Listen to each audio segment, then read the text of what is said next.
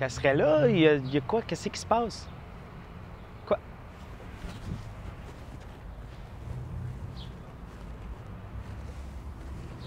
Mais voyons donc, elle n'a pas fait ça. Mais il est tout nu. Elle a fait ça. Mais là, on avait dit qu'on faisait pas des affaires dans le même, des affaires de tout nu. C'est quoi cette affaire-là? C'est le même, là. Mais moi aussi, regarde, moi aussi, je vais me permettre des affaires, OK? Je reviens.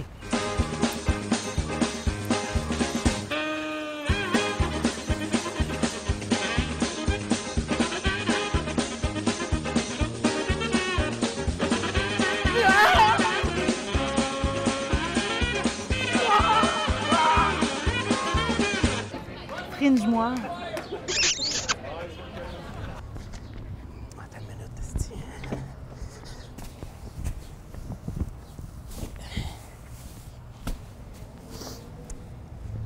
Bienvenue à Fringe-moi, édition du 15 juin 2010. Je suis en compagnie de ma co-animatrice. Ça va bien?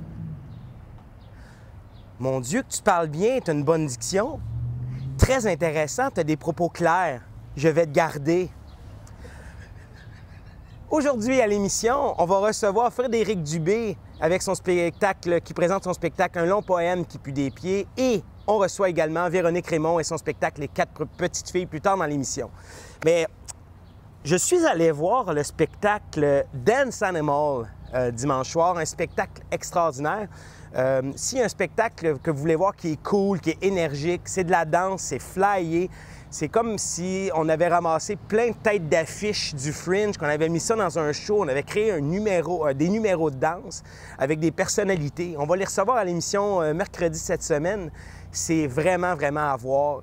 C'est sûr que, c'est pas un truc qu'on va voir pour le texte, mais c'est très, très drôle. C'est très énergique. Ça ressemble à de la danse des années 80. Fait que courez voir ça. C'est tout le temps plein, fait que peut-être réservé d'avance, c'est une bonne idée.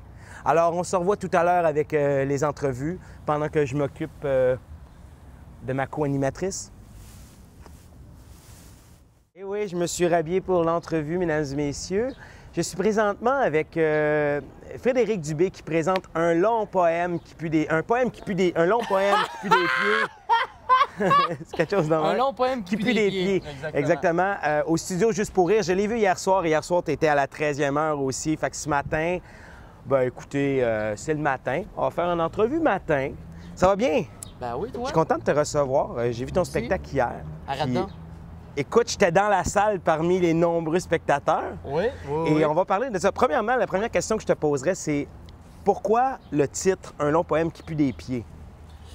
Je voulais, vu que je suis pas une vedette, souvent en humour, on va voir des vedettes, fait que t'as pas besoin de trouver un titre de spectacle. Tu vas voir Martin Petit, tu vas voir le Joséa, tu sais qu'est-ce que tu vas voir. Mais moi, je suis pas une vedette, je voulais un titre qui décrit quand même bien l'univers du spectacle. Et puis c'est le contraste entre les deux. Souvent, jamais qu'on associe poésie avec malodorant. C'est souvent l'aspect quétaine de la poésie. Mais dans mon spectacle, c'est souvent ça. J'essaie de pervertir la beauté puis mettre des fleurs au mal, tel le long poème qui peut aussi puer des pieds. Comme les plus belles choses peuvent être laides et les plus moches peuvent être belles aussi. Fait que je joue souvent avec les contradictions dans mon spectacle. Non, il faut dire aux gens, donc ce que je n'ai pas mentionné, c'est que c'est un stand-up. Donc, un des rares stand-up au Fringe en français. Il y en a beaucoup anglophones, mais tu es le seul là, en ce moment au Fringe. Qu'est-ce qui t'amène au Fringe en tant que stand-up? Parce que généralement, c'est justement pas la voix des francophones. Qu'est-ce qui t'a amené comme ça? Tout à fait. C'est un festival qui m'a vraiment intéressé par son aspect underground, son aspect festif. Puis justement, il ne faut pas encore être une vedette pour y participer comme Juste pour rire. Je veux dire, Juste pour rire, il faut que tu sois une vedette établie. Fait que je ne me tentais pas d'attendre 15 ans pour faire un festival. Puis ici, c'est la libre expression. Puis mon spectacle fitait absolument avec ça. Parce que t'as pas un humour, t'as pas un humour gras gratuit. Parce que, bon, beaucoup de références à la politique, des références aux choses de la vie. Donc, qu'est-ce qui t'inspire en humour, toi? Tout, en fait. Parce que quand j'ai écrit le spectacle, je me suis pas... J'ai enlevé de mon vocabulaire le mot censure puis le mot vulgarité. Puis j'ai juste remplacé ça par le mot pertinence. Fait que ça peut être vulgaire, ça peut être... Tant que c'est pertinent, je le dis. Parce que souvent, il y a des numéros d'humour, beaucoup qu'on dit qui sont choquants. Mais tant qu'à moi, ça reste pas mal moins choquant que Rachid Badouri quand il danse. Mais en fait, en plus, il y a un numéro sur la masturbation qui parle d'élévation et il joint, tu parles de spiritualité versus la masturbation. Tu parles souvent de religion dans ton show, Ouais. à quelques reprises. Bon, tu as des thèmes sur, tu parles à un moment donné de surconsommation. Ouais. Donc, on sent que ton discours est articulé, que c'est pas juste reposé sur le gag. Et puis ça, c'est intéressant. Pour moi, c'est rafraîchissant dans le sens que t'essaies de faire rire les gens. Oui, t'es un humoriste. Oh, oui, c'est ça la base. Mais quand même, c'est ça, c'est pas gratuit. Fait que ça, je trouve que c'est un point très positif de ton spectacle. Ce qui me fait le plus rire, moi, c'est quand il y a des opinions un peu derrière. Sans faire la morale, je veux jamais faire la morale, mais c'est ça qui me fait rire, moi, quand je vois des humoristes. C'est quand il y a un propos derrière, ou, même s'il m'apprend rien, ou si c'est juste dire quelque chose, un propos. T'es-tu un amateur de poésie? Tu commences avec du Claude Gauvreau dans ton show, t'as du Jim Morrison aussi, donc... Oui, j'adore la poésie. J'ai une couple de potes aussi qui sont dans ce milieu-là, fait que j'ai pu connaître le milieu de la poésie par les livres, puis aussi par les coulisses. Oui, j'adore ça, puis j'aime ça faire sortir le côté humoristique de ça, parce que souvent on dit « Ah, la poésie, c'est lourd, c'est plate, c'est long, c'est compliqué. » Non, mais je trouve que c'est un super beau mix, humour et poésie, sans le côté lourd et le côté pédant. Oui, non, j'adore ça. Bien, il y a quelque chose d'irrévérencieux dans la poésie aussi. Quand on pense d'accord. à Claude Gauvreau, on va dire... Très choquant, encore là. aujourd'hui, oui, encore aujourd'hui. Giac Carnassir, le Droumeldou. Mon Olivine Maragamus, je te stoppe à la terre. J'arragrabine ta rouspelette. Voilà, du Claude Gauvreau. Tu me creuses, toi? Hey, écoute, certain, mon gars. Parlant de Cruz, t'es un humoriste, toi. Oui. Et les humoristes sont tout le temps entourés de belles filles. Comment tu peux expliquer ce phénomène? Ben, il y a beaucoup de... Souvent, les filles aiment un meilleur ami gay. Et puis, s'il y a bien une communauté artistique où ce qu'on retrouve un fort pourcentage d'homosexuels, c'est bien les humoristes. De Rachid Badouri à Patrick Huard, en passant par Louis-José Hood. Et toi? Et moi aussi. On salue ta copine en passant. Allô, mademoiselle Milo. Mais elle vient d'avoir une révélation à la caméra aujourd'hui. C'est Il ça, est c'est gay. une forte communauté homosexuelle, puis on aime ça s'entourer de femmes. C'est une bonne idée. De rendre nos parties avec Patrick Huard. Il Il est Non. fun dans Taxi 22, là, mais en Porte-Jartel, il y a quelque chose. Il porte des porte-jardelles dans le Taxi 22. Ah oui, tous ces personnages commencent par la Jartel. Démarche intéressante. Hey, tu joues donc au studio Juste pour rire. Oui, On va voir tes dates à l'écran, mais ton prochain show, c'est quand? c'est vendredi... Non, c'est jeudi, 18h30. D'accord. Hey, c'est maintenant notre nez. C'est le nez de notre petit jeu. Et, et tu vas choisir une couleur, donc c'est le coin-coin. Hey, c'est comme ça que j'ai frenché ma première fille. C'est grâce à un jeu comme ça. C'est le fun, tu vas me frencher à la fin.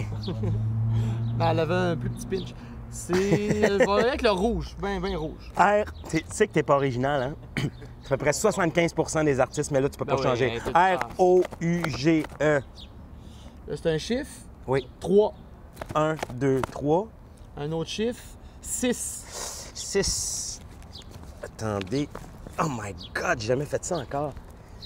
Vérité ou conséquence? Vérité ou conséquence? On va y aller avec vérité. Vérité. Quel serait ton pire cauchemar d'humoriste? Défrisé? Mon pire cauchemar d'humoriste, ce serait d'accoucher d'un spectacle que j'assume pas et qui marche pas. Ouais. Tu sais, les deux ensemble, si tu l'assumes pas, mais il y a un gros succès, c'est pas si pire. Et si tu l'assumes pas, ça rit pas, puis ça va mal, là, c'est tough. Surtout que tu fais tout, tu fais la mise en scène, l'écriture, ben non, ma blonde m'a aidé pour la mise en scène, ben ma blonde, elle est comédienne, là, c'est pas... Hey, là, je viens de me fourvoyer. On va coupe ça. Non, c'est ça, un spectacle que j'assume pas. Ça, puis aussi les fameux pas être assez près. Tu sais, puis t'arabuster ton texte, puis te saccader. Me battre. Ouais. Mourir. Non, mourir, ça pourrait être pas pire. Genre de malade imaginaire. Ah oui, C'est sur fun. scène. Ouais. Ça deviendrait une légende. Ouais. Mais ou sinon, pas atteindre mes objectifs. Ça serait chiant, ça. Hein? Je voulais juste te faire... Regretter. Je vais te faire un compliment, là. Je t'ai vu jouer sur le stage un moment donné, puis j'ai vu... Il y a une face que tu as faite, puis j'ai vu Pierre Richard. Pierre. Avec tes cheveux, ta face, les faces que tu fais. Ouais. On reçoit Pierre Richard, mesdames et messieurs. Hey, merci beaucoup. Merci Ben, beaucoup. merci à toi, c'est bien le fun. T'es propre. T'es honnête. Propre de ma personne, merci. Fringe-moi! That's good. Yes.